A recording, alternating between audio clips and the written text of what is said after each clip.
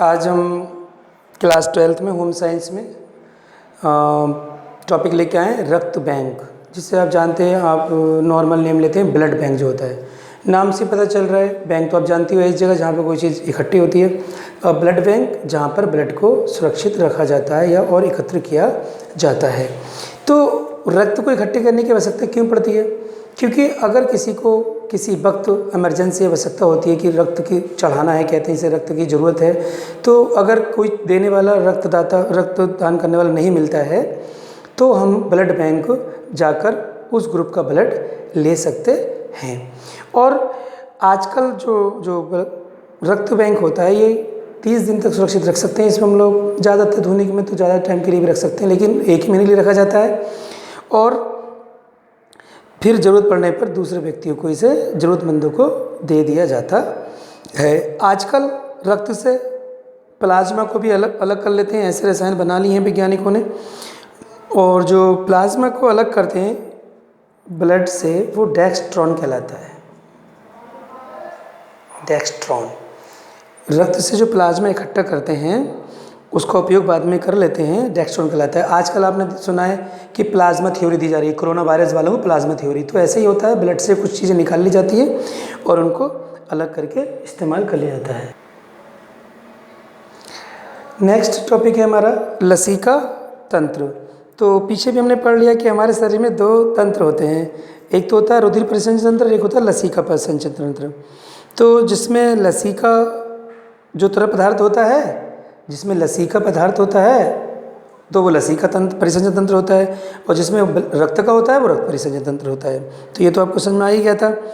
अब रक्त जो लसीका जिसमें बहती है, जिस वाहिनियों में बहती है उसे कहते हैं लसीका या आक्षरी वाहिनी, यानी लसीका वाहिनियाँ जिनमें लसीका बहती है उसे कहते हैं लसीका वाहिनी। जैसे रक्त वाहिनियाँ होती हैं, कणिकाएँ होती हैं, ठीक है, और ऐसे ही लसीका वाहिनियाँ होती हैं जिसमें लसीका एक छोर से दूसरे छोर या एक अंग से दूसरे अंग तक जाती है।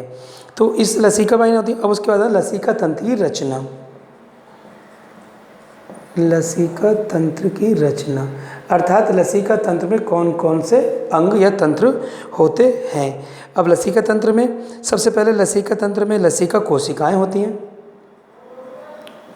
नंबर 1 होती हैं इसमें लसीका कोशिकाएं। लसीका केशिकाएं होती हैं। लसीका कोशिकाएं क्या होती हैं? ये अंगों में पाए जाने वाली पतली नलिकाएं होती हैं।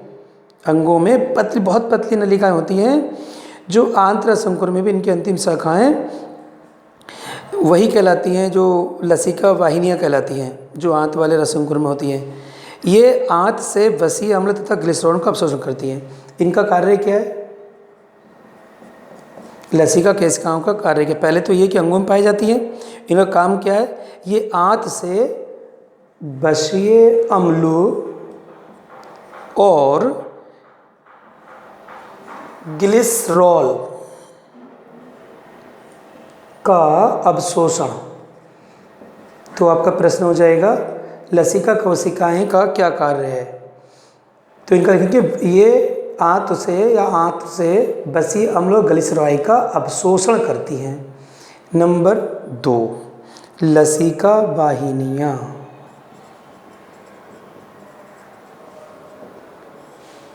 लसीका वाहिनियाँ ये क्या होती है?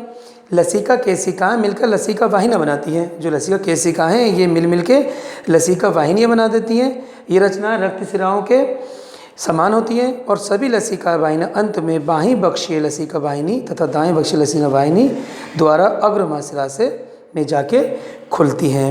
नंबर 3 आता है लसीका गांठे। लसीका गांठे क्या हैं?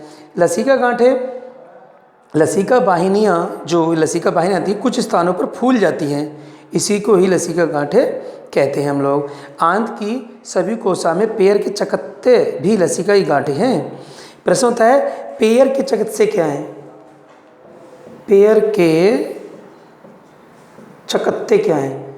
तो जो लसीका की जो आंत में सब की कोशिका में पैर के चकत्ते जो होते हैं पड़ जाते हैं उन्हें भी हम लोग लसिका गांठें ही कहते हैं, वो लसिका गांठें ही होती हैं।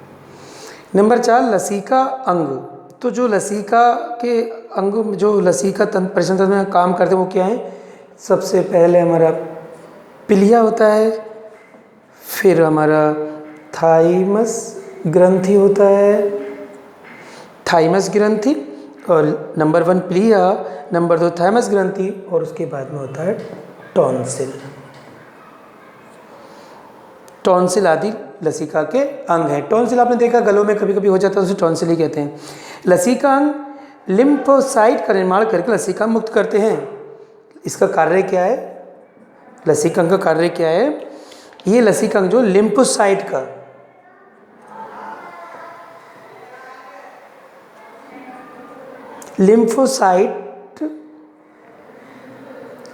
लिम्फोसाइट का निर्माण, जो लसिका अंग है वो लिम्फोसाइट का निर्माण करते हैं। जो उसमें हमारे लसिका अंग होते हैं वो लिम्फोसाइट निर्माण में लसिका में मुक्त कर देते हैं, निर्माण करके लिम्फोसाइट का निर्माण करके लसिका में मुक्त कर देते हैं, और ये लसिका को छानकर साफ करते हैं।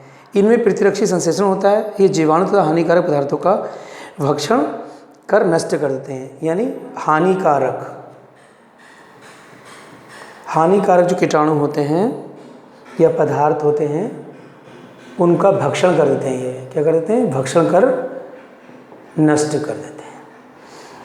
अब लसिका के अंग हो गए हमारे, जो लसिका तंत्र पूरा हो गया। अगले टॉपिक को बाद में